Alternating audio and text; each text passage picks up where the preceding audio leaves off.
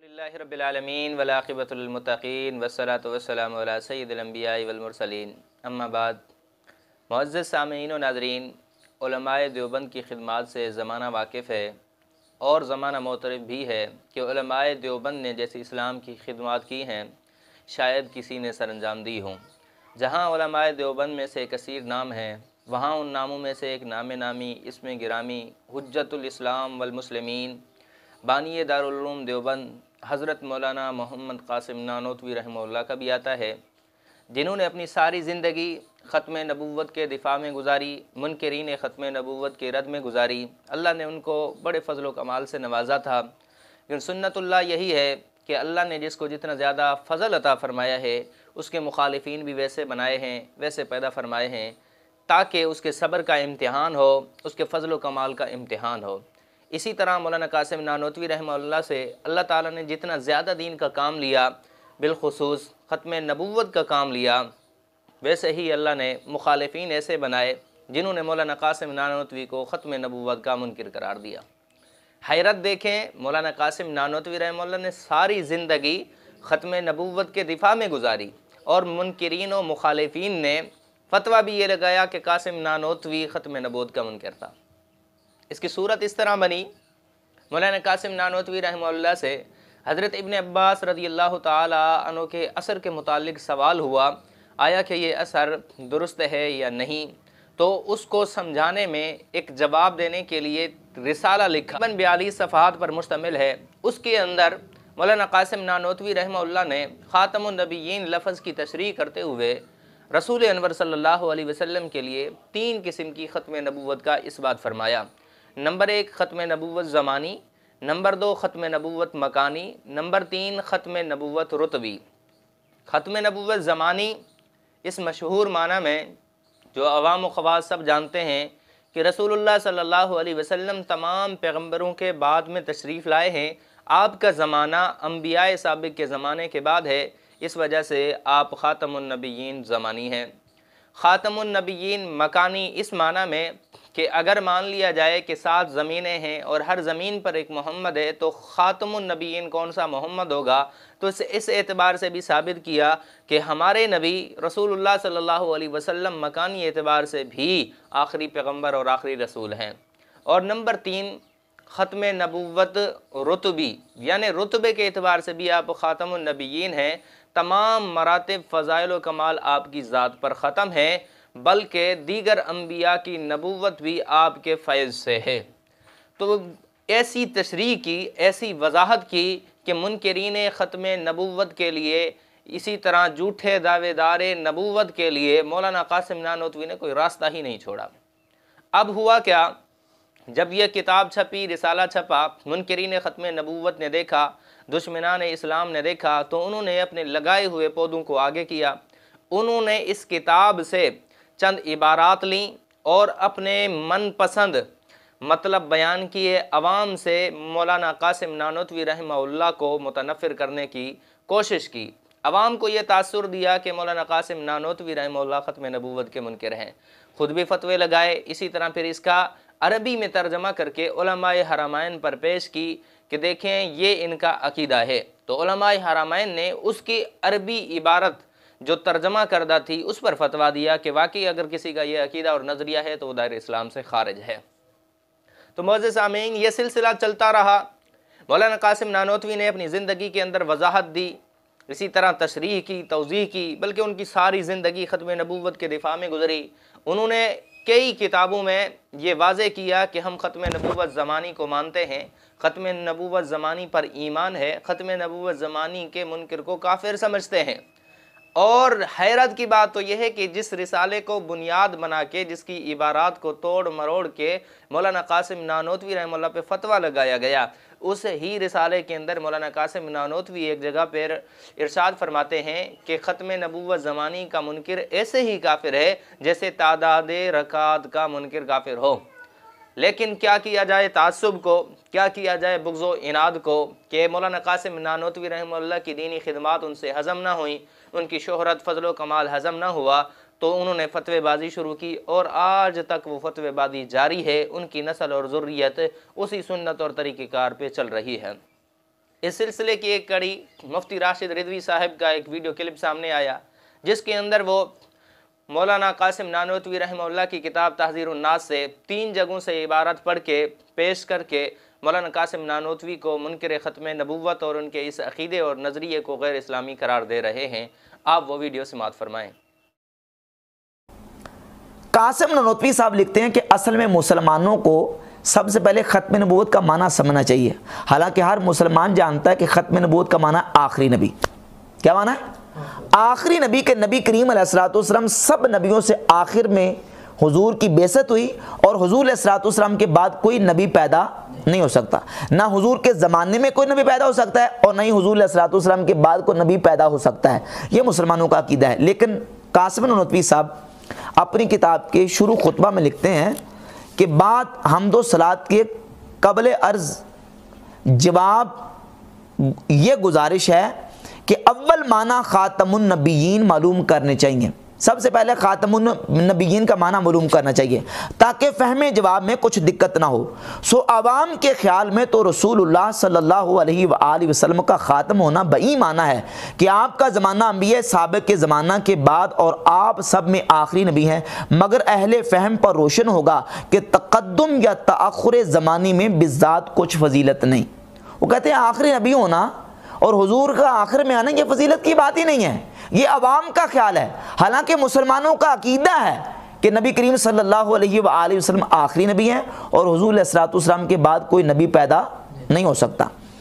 अब इसी किताब के सफ़ा नंबर 65 पर नानोतवी साहब लिखते हैं कि बल्कि अगर बिलफर्ज आपके ज़माने में भी कहीं और कोई नबी हो, जब भी आपका ख़ात्म होना बदस्तूर बाकी रहता है।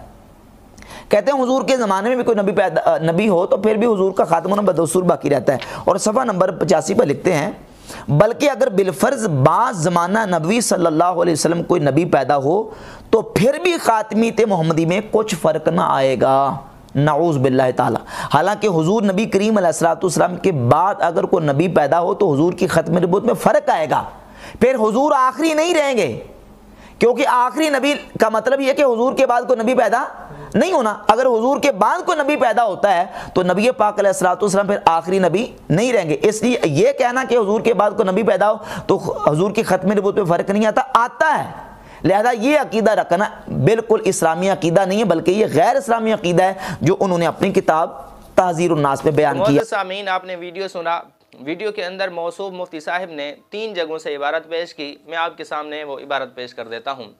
नंबर 1 सफ़ा नंबर 2 से इबारत पढ़ी के बाद हमदो सलात के कबल अर्द जवाब ये गुजारिश है कि अव्वल माना ख़ातमुन नबिय्यीन मालूम करने चाहिए ताकि फ़हम जवाब में कुछ दिक्कत ना हो।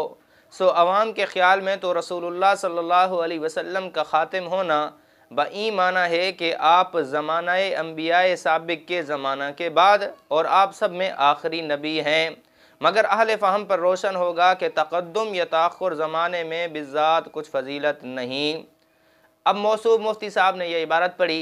इबारत पढ़ के पहला तासुर यह दिया कि देखें कि मौलाना कासिम नानोतवी फरमाते हैं अव्वल ख़ातमुन नबिय्यीन का माना समझना चाहिए। हालांकि सब मुसलमान जानते हैं, सब मुसलमानों को पता है ख़ातमुन नबिय्यीन का माना आखिरी नबी। और अल्लाह ताला मौलाना कासिम नानोतवी रहमतुल्लाह की खबर पे करोड़ों रहमत नाजिल फरमाए कि अल्लाह ताला ने कैसी बसीरत अता फरमाई थी कि जवाब जैसे दिया है तो उसमें फरमाया कि अहले फ़हम पे रोशन होगा। सुबहान अल्लाह। यानी मौलाना कासिम नानोतवी फरमाते मेरी इन बातों को वही समझेगा जिसको अल्लाह ताला ने अक्ल सलीम अता फरमाया होगा, जिसको फ़हम फ़िरासत होगी। जिसको फ़हम फ़िरासत नहीं होगी, तासुब इनाद बुग़्ज़ होगा, वो मेरी इन बातों को समझ नहीं सकता।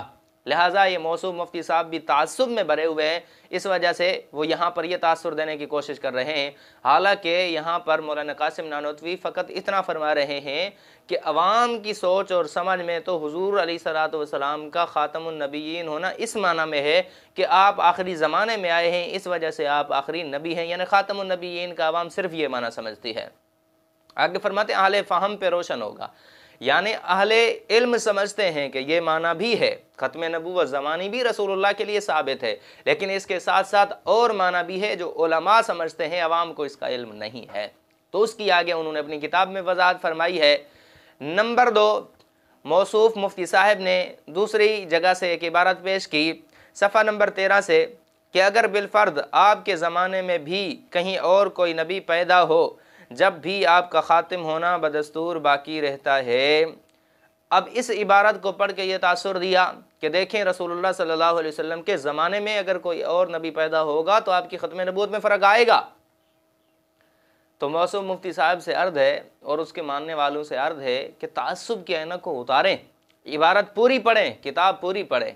इस पूरी किताब के अंदर और जो तुमने इबारत तोड़ मरोड़ के पेश की हैं उनमें तो मौलाना कासिम नानोतवी रहमहुल्लाह एक तो ख़त्म नबूवत रुतबी की बात कर रहे हैं कि आप अलैहिस्सलातु वस्सलाम मरातिब के एतबार से आखिरी नबी हैं।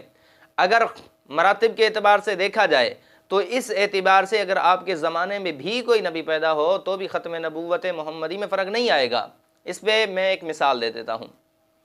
मिसाल के तौर पे समझें कि अगर एक शख्स के 5 बेटे हैं, अब कमरे के अंदर बाप बैठा हुआ है, कमरे के अंदर सबसे पहले वो बेटा दाखिल होता है जो सबसे आखिरी है और आखिर में वो बेटा दाखिल होता है जो सबसे पहला है। अब आखिरी बेटा जो सबसे पहले आया, पहले आने की वजह से वो पहला बेटा नहीं बन जाएगा। इसी तरह पहला बेटा सबसे आखिर में आने की वजह से वो आखिरी नहीं बन जाएगा। क्यों? क्योंकि ये मर्तबे के एतबार से आखिरी बेटा आखिरी रहेगा और पहला बेटा पहला रहेगा। लेकिन जब ज़माने को देखा जाएगा तो फिर ज़माने के एतबार से और दुखूल के एतबार से आखिरी बेटा चूँकि सबसे पहले दाखिल हुआ है तो इस एतबार से वो पहला शुमार होगा, लेकिन मर्तबे को देखा जाए तो वो आखिरी ही शुमार होगा। इसी तरह रसूलुल्लाह सल्लल्लाहु अलैहि वसल्लम की ख़त्म नबूवत रुतबी को देखा जाए तो आप पहले आएँ, दरमियान में आएँ, आपके ज़माने में कई नबी हो या आपके बाद भी हो, फिर भी ख़त्म नबूवत रुतबी में फ़र्क नहीं आएगा। ख़त्म नबूवत रुतबी की बात है। नंबर 2, यहाँ पर क़ज़िया फ़र्दिया इस्तेमाल के, अगर बिलफ़र्ज़, यानी ये हकीकत नहीं है, फ़र्ज़ करें, एक फ़र्ज़ी मिसाल दी है, कज़िया फ़र्जिया है, कज़िया हकीकिया नहीं है। कुरान मुक़द्दस में अल्लाह फरमाते हैं कुल इन कान लिर्रहमान वलद फ़ाना अव्वलुल आबिदीन। हबीब आप फरमा दीजिए कि अगर अल्लाह की औलाद होती सबसे पहले उसकी इबादत करने वाला मैं मोहम्मद होता। तो अब देखें अल्लाह ताला ने कज़िया फ़र्दिया इस्तेमाल फरमाया। अब इस कज़िया फ़र्दिये की वजह से ना रसूलुल्लाह सल्लल्लाहु अलैहि वसल्लम की तौहीद में कोई फ़र्क आएगा, ना ही अल्लाह तबारक व तआला की तौहीद में कोई फ़र्क आएगा। क्यों? ये हकीकत नहीं है, एक कज़िया फ़र्दिया है। खुद रसूलुल्लाह सल्लल्लाहु अलैहि वसल्लम ने फरमाया लौ कान बादी नबियुन लकाना उमर, मेरे बाद अगर कोई नबी होता तो उमर होता, मेरे बाद कोई नबी नहीं लिहाजा उमर भी नबी नहीं है। इस तरह कज़िया फ़र्दिया इस्तेमाल फरमाया कि बिलफ़र्द हुज़ूर अलैहिस्सलातु वस्सलाम के ज़माने में भी अगर कोई नबी आ जाए तो आपकी ख़त्म नबूवत में कोई फ़र्क नहीं आएगा। एक तो ख़त्म नबूवत रुतबी की बात की है, नंबर 2 आप अलैहिस्सलातु वस्सलाम की यहाँ पर ये जो ख़त्म नबूवत को साबित करने के लिए जुमला इस्तेमाल फरमाया वो कज़िया फ़र्जिया है। इसी तरह पहले जो इबारत फरमा चुके उसमें फरमाया ज़माने में बिज़ात कुछ फ़जीलत नहीं है। ये हकीकत है कि ज़माने की ज़ात में कोई फ़जीलत नहीं है। इस पर हज़रत ने मिसालें दी हैं, मैं एक मिसाल अर्ज़ कर देता हूँ। मिसाल के तौर पे हज़रत अबू बकर सिद्दीक़ पहले खलीफा हैं, हज़रत अलीउल मुर्तज़ा चौथे खलीफा हैं और आखिरी खलीफा हैं। अब देखें अगर ज़माने में फ़जीलत होती तो हज़रत अबू बकर सिद्दीक़ रज़ियल्लाहु अन्हु पहले खलीफे और हज़रत अली चौथे खलीफे, तो आखिर में और चौथे होने की वजह से हज़रत अली हज़रत अबू बकर से अफजल होते। हालांकि अफजलियत अली के तुम भी कायल नहीं हो, तुम भी हज़रत अबू बकर सिद्दीक़ को अफजल मानते हो। तो पता चला ज़माने की ज़ात में कोई फ़जीलत नहीं है। इसी तरह मौसूम मुफ्ती साहब ने तीसरी जगह से इबारत पेश की सफ़ा नंबर 24 से कि अगर बिलफ़र्ज़ बाद ज़माना नबवी सल्लल्लाहु अलैहि वसल्लम भी कोई नबी पैदा हो फिर भी ख़ातमियत मोहम्मदी में कुछ फ़र्क ना आएगा। तो इससे ये तासुर दिया कि अगर हुजूर के बाद भी कोई नबी आ जाए तो ख़त्म नबूवत मोहम्मदी में कहते हैं फ़र्क नहीं आएगा, हालांकि आएगा, आप आखिरी नबी नहीं रहेंगे। तो मौसूम मुफ्ती साहब हज़रत मौलाना कासिम नानोतवी रहमतुल्लाह शुरू में फरमा चुके हैं अहले फ़हम पे रोशन होगा। तो आप अहले फ़हम बनने की कोशिश कीजिए, कुछ अक्लो फ़रासत से काम लीजिए। यहाँ पर हज़रत ख़त्म नबूवत रुतबी की बात कर रहे हैं, ज़मानी की बात नहीं कर रहे। ज़मानी की बात होती तो इसी किताब के अंदर हज़रत रहमतुल्लाह फरमा चुके हैं, कहते हैं कि बावजूद के अल्फाज अहादीस मुशअरे तादाद रकात मुतवातिर नहीं, जैसा उसका मुनकिर काफिर है ऐसे ही इसका मुनकिर भी काफिर होगा। कि जो तादाद रकात पर अल्फाज दलालत करते हैं, अहादीस दलालत करती हैं, अगरचे मुतवातिर नहीं, उनका मुनकिर जैसे काफिर है ऐसे ख़त्म नबूवत ज़मानी का मुनकिर भी काफिर है। तो जो खुद दूसरे को ख़त्म नबूवत ज़मानी के मुनकिर होने की वजह से काफिर फरमा रहा हो वो खुद ख़त्म नबूवत ज़मानी का मुनकिर कैसे हो सकता है? तो यहाँ पर ख़त्म नबूवत रुतबी की बात कर रहे हैं। अवाम को धोखा मत दें, आपके बड़ों ने धोखा देने की कोशिश की लेकिन वो कामयाब नहीं हुए। अल्लाह ताला ने मौलाना कासिम नानोतवी रहमतुल्लाह को फजलो कमाल जो अता फरमाए उसे मज़ीद निखार दिया। इसी तरह अहले इंसाफ अब भी ज़िंदा है, वो भी इस किताब को पढ़ के तुम्हारी इन पेश करदा इबारात को और उलमा की तसरीहात तौज़ीहात को पढ़ के समझ सकते हैं कि कौन सच्चा है, कौन इल्ज़ाम लगा रहा है। आगे गुजारिश ये है कि ये अपने आप को हनफ़ी कहते हैं, तो देखते हैं फ़िक़्ह हनफ़ी के अंदर उसूल तकफ़ीर क्या है। यानी अगर किसी आदमी को किसी बात की वजह से, किसी कौल तहरीर की वजह से काफिर करार देने का मसला पेश आ जाए तो उसकी सूरत क्या है, फ़िक़्ह हनफ़ी के अंदर उसका हल क्या है। तो मैं आपके सामने फ़िक़्ह हनफ़ी की मोतबर और मशहूर किताबों से हवाले पेश करूँगा ताकि वाज़ेह हो जाए कि क्या ये हनफ़ी कहलाने के भी लायक हैं या नहीं। नंबर 1 आपके सामने किताब है फतावा शामी, जिसकी जिल्द नंबर 6 सफ़ा नंबर 368 पर है। वफ़िल खुलासती वग़ैरहा इज़ा फ़िल मसअलति वजूहुन तूजिबु तकफ़ीरा, कि जब किसी मसले के अंदर चंद ऐसी वजूह निकलती हों जो तकफ़ीर को वाजिब करती हों, ववजहुन वाहिदुन यमनहु, लेकिन उसकी एक माना और एक वजह यह भी है जो तकफ़ीर से मना करती है, माने तकफ़ीर है। फ़अलल मुफ्ती, बस मुफ्ती पर लाजिम है अन यमीला इला वजहिल लज़ी यमनउ तकफ़ीरा, तो मुफ्ती उस वजह को, उस माना को ले जो तकफ़ीर से माने है। तहसीनन लिज़्ज़न्न बिल मुस्लिम, वजह क्या है भाई, कहते हैं मुसलमान के साथ हुस्न ज़न रखते हुए कि मुसलमान जानबूझ के कलमा कुफ्र नहीं कह सकता। नंबर 2 आपके सामने किताब है अल बहरुर राइक, जिल्द नंबर 5 सफ़ा नंबर 210 पर है। वफ़िल खुलासति वग़ैरहा इज़ा फ़िल मसअलति वजूहुन तूजिबु तकफ़ीरा ववजहुन वाहिदुन यमनउ तकफ़ीर फ़अलल मुफ्ती अन यमीला इलल वजहिल लज़ी यमनउ तकफ़ीरा तहसीनन लिज़्ज़न्न बिल मुस्लिम, के खुलासा वग़ैरह में है कि जब किसी मसले के अंदर चंद ऐसी माना निकलती हों जो तकफ़ीर को वाजिब करती हों और एक माना ऐसी भी हो जो माने यानी तकफ़ीर हो, बस मुफ्ती पर लाजिम और ज़रूरी है उस माना को ले जो तकफ़ीर से माने है, मुसलमान के साथ हुस्न ज़न रखते हुए। तो ये अहनाफ की मशहूर और मोतबर तरीन किताबें हैं, जिससे ये बात वाज़ेह हो गई कि अगर किसी मुसलमान ने कोई ऐसी बात कही है जिसके कई माना और मफ़हूम है, उसके अक्सर मफ़ाहीम और मानी ऐसे हैं जो तकफ़ीर को साबित करते हैं, तकफ़ीर को वाजिब करती हैं, लेकिन उसकी सिर्फ़ एक माना, फ़कत एक माना ऐसी है जो उसको कुफ्र से बचाती है, माने यानी तकफ़ीर है, तो मुफ्ती पर लाजिम और ज़रूरी है कि वो उस माना को ले जो माना माने यानी तकफ़ीर है, तो लिहाजा मुसलमान के साथ हुस्न ज़न रखते हुए उसे काफिर करार मत दें। तो ये फ़िक़्ह हनफ़ी की मशहूर किताबें थी, इनसे आपने सरफ़ नज़र क्यों कर ली, आंखें बंद क्यों कर ली, अपने आप को हनफ़ी कहलाते हो, लिहाजा तुम पे लाजिम था कि इन किताबों को पढ़ते और इसी के मुताबिक तुम फतवा देते। आगे और हवाला इन्हीं के घर का हवाला, इनके आला हज़रत ख़ान साहिब का हवाला है। अपनी किताब तमहीद ईमान के सफ़ा नंबर 44 पे लिखते हैं असले कौल फ़िक़्ह, बल्कि फ़ुक़हा किराम ने यह फ़रमाया है कि जिस मुसलमान से कोई लफ़ज़ ऐसा सादिर हो जिसमें 100 पहलू निकल सकें, उनमें से 99 पहलू कुफ्र की तरफ जाते हों और एक इस्लाम की तरफ, तो जब तक साबित ना हो जावे कि उस ख़ास कोई पहलू, उसने कोई ख़ास पहलू मुराद रखा है, हम उसको काफिर ना कहेंगे। आखिर एक पहलू इस्लाम का भी तो है, क्या मालूम शायद उसने यही पहलू मुराद रखा हो। तो इससे बढ़कर कोई हवाला इनके लिए हो ही नहीं सकता। इनके घर का हवाला है, इनके आला हज़रत का हवाला है, जिसके ऊपर पूरी नी तकफ़ीरियत की बुनियाद है, उसी के किताब का हवाला है। तमहीद ईमान सफ़ा नंबर 44 पे लिखते हैं कि फ़ुक़हा के कौल की असल जो है, यानी उसकी हकीकत ये है, फ़ुक़हा ने एक उसूल और कायदा बनाया, अगर कोई मुसलमान ऐसा लफ्ज़ कहता है जिसके 99 पहलू कुफ्र के निकलते हों और एक पहलू फ़कत इस्लाम का है, तो इस्लाम वाले पहलू को लिया जाएगा और उन बाकी पहलुओं को छोड़ दिया जाएगा, क्योंकि हो सकता है कि उसने ये मुराद लिया हो। लिहाजा तुम पे, इसी तरह ख़ुद अहमद रज़ा ख़ान साहब पे लाजमी और ज़रूरी था कि वो इसी कायदे को, उसूल को मद्देनज़र रखते हुए मौलाना कासिम नानोतवी रहमतुल्लाह की इस बात को भी इस पे फिट करते। हालांकि उसके कई पहलू इस्लाम के हैं, जो आपको नज़र आता है वो पहलू तकफ़ीर का है, और वो भी आपने तोड़ मरोड़ के पेश किया, हकीकत बनती नहीं है। नंबर 3 भाई, कि एक इस्लाम के अंदर उसूल और ज़ाब्ता है। ज़ाब्ता और उसूल ये है कि अगर एक शख्स ऐसा है जिसकी सारी ज़िंदगी शरीयत के मुताबिक है, उससे शरीयत की मुखालफत मुतसव्वर हो ही नहीं सकती।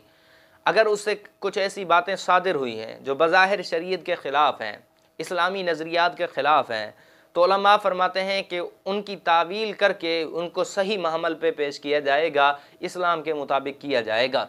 मैं इस पर मिसालें दे देता हूँ। नंबर 1, अहादीस मुबारका के अंदर हज़रत इब्राहीम अलैहिस्सलातु वस्सलाम के मुताल्लिक़ काज़िबात सलासा की निस्बत की गई है, यानी हज़रत इब्राहीम से 3 झूठ सादिर हुए।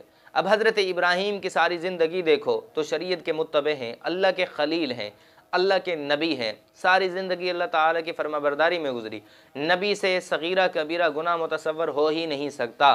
तो उलमाए मुफस्सिरीन ने, मुहद्दिसीन ने, मुहक्किकीन ने, फ़ुक़हा ने उनकी इन 3 बातों की तावील की है, इनको झूठ पे मामूल नहीं किया।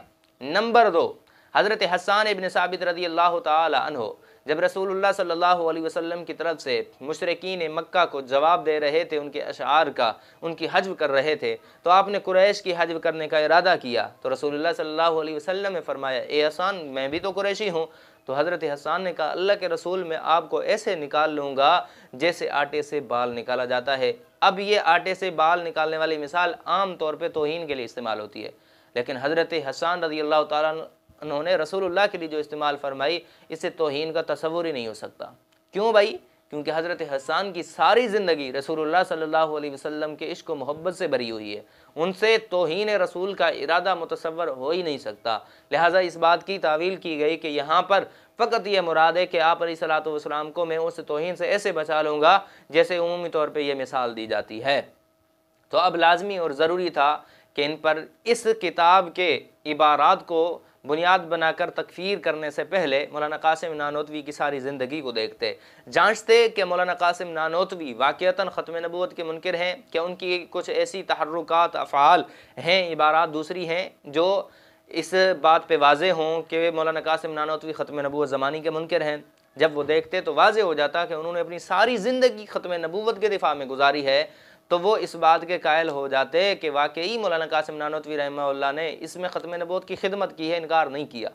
लेकिन तासुब को क्या किया जाए, ज़िद इनाद को क्या किया जाए, तासुब की पट्टी आँखों पे बांध ली, तासुब का चश्मा पहन लिया, तो जाहिर है जब तासुब का काला चश्मा पहन लोगे तो आपको बारिश के सफ़ेद कतरे काले ही नज़र आएंगे। इसी तरह इनको मौलाना कासिम नानोतवी रहमहुल्लाह की इबारात जो ऐन दीन है, ऐन शरीयत है, ऐन ख़त्म नबूवत का दिफा और उसकी तशरीह व तौज़ीह हैं, इनको माज़ अल्लाह ख़त्म नबूवत का इनकार नज़र आया।